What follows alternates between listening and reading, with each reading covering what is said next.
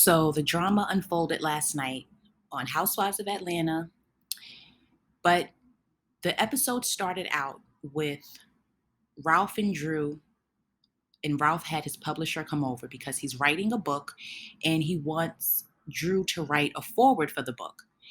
So Drew was a little hesitant about it because she doesn't even know what's in the book.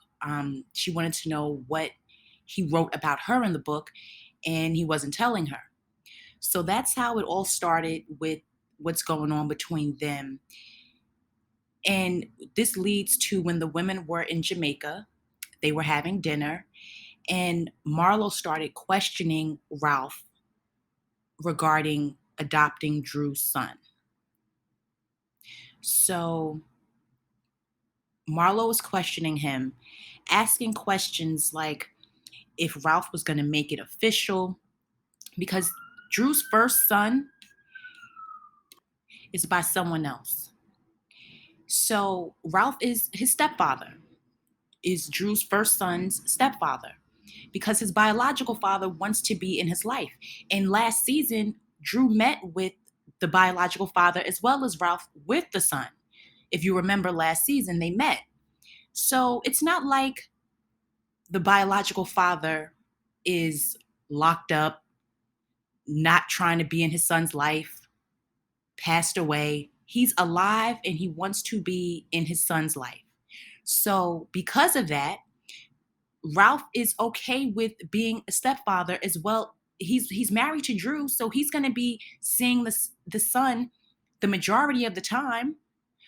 And Marlo's questioning, asking things like if he's going to make it official, like claiming him on his taxes, if he's going to have full responsibility.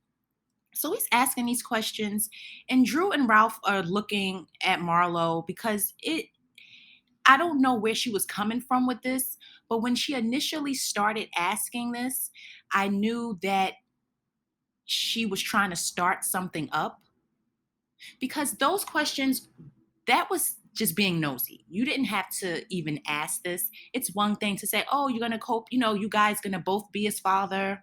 He be the father, you're a stepfather, you're married to Drew, you're going to be living with him."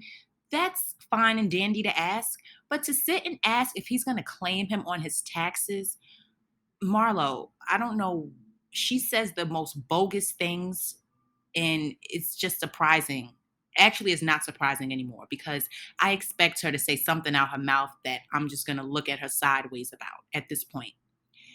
So she's saying that, and this is causing Kenya and Kandi to kind of like catch, like look at each other. And now Kandi has to chime in, and she's asking Marlo, or not asking, but she's saying like what she's asking is weird. Like, why are you asking this stuff? So I guess the word weird irritated Marlo because Marlo shot right back at Kandi. And she said, "Your situation is weird, Kandi." She's like, "Your situation is weird because you put your mother before your husband and you make Todd feel belittled in front of your mother, Mama Joyce." She says that Kandi takes care of her man.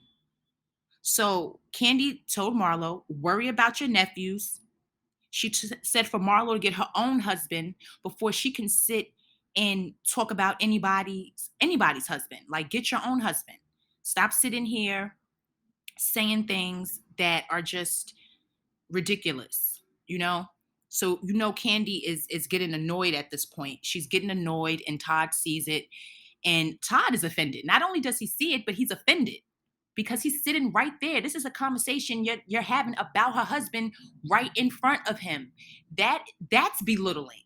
So Marlo, for you to sit there and do that was really ridiculous. It was a lot for her to even start this up. But Kandi was getting mad.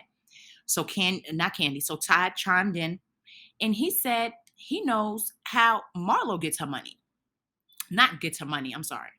He said he knows how Marlo came into the circle. He knows how Marlo got on the show. That's what Todd said.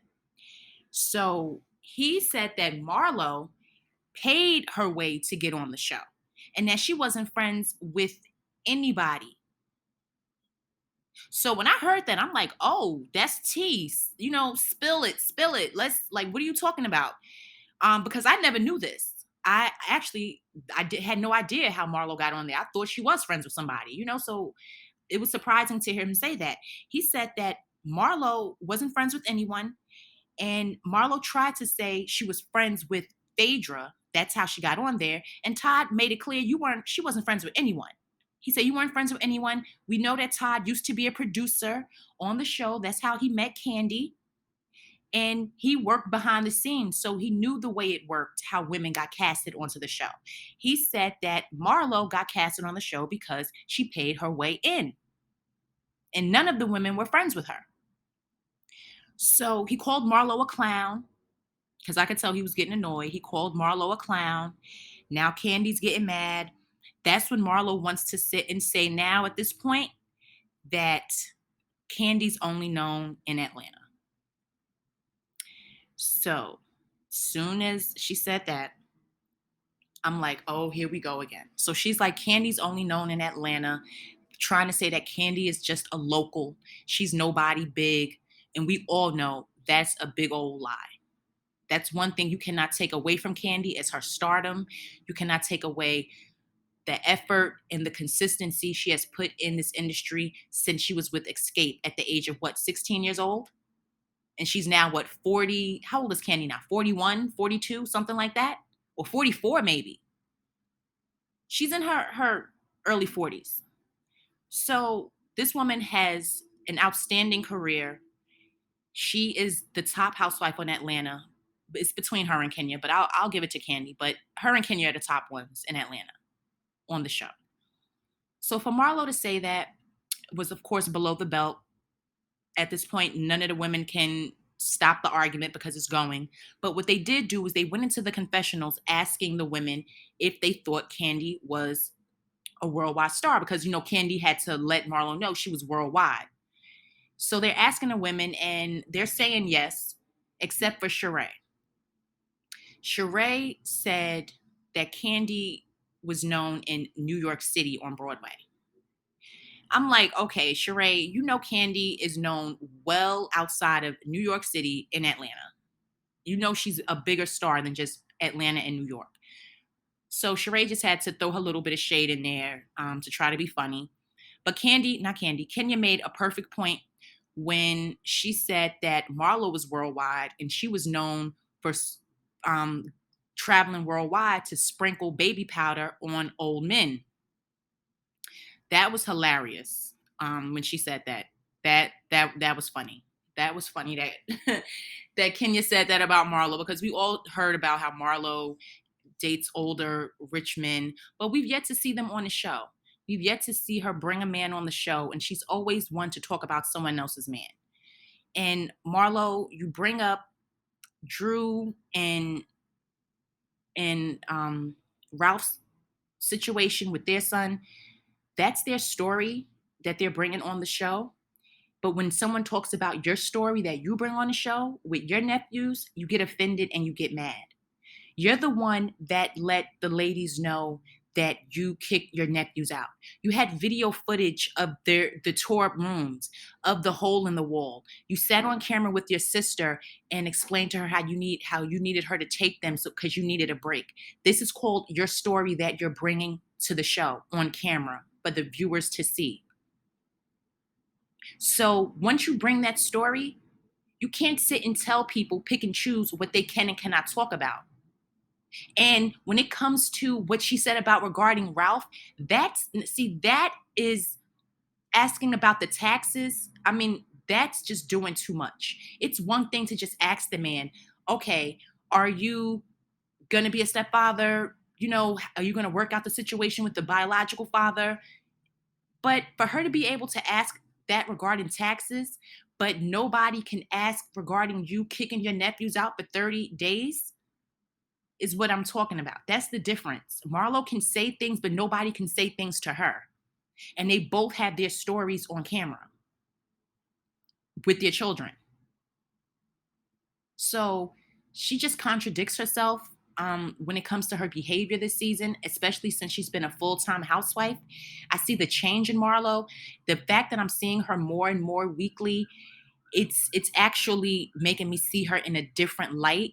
She's not as likable as she was before, because she's always had this way about her where, she's been shady, and she says things, and she argues, and she's always been that way. But the way she's just been really zeroing in on Kandi and Kenya this season is really, it's more than it's just a lot. And I think she's just being extra because she has the peach finally. It's not sincere. The what she says, it doesn't make sense. It's not factual.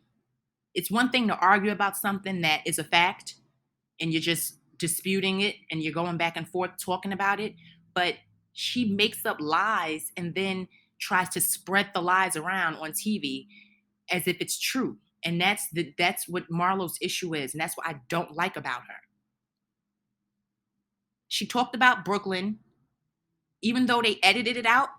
Kandi mentioned it, Fatum mentioned it.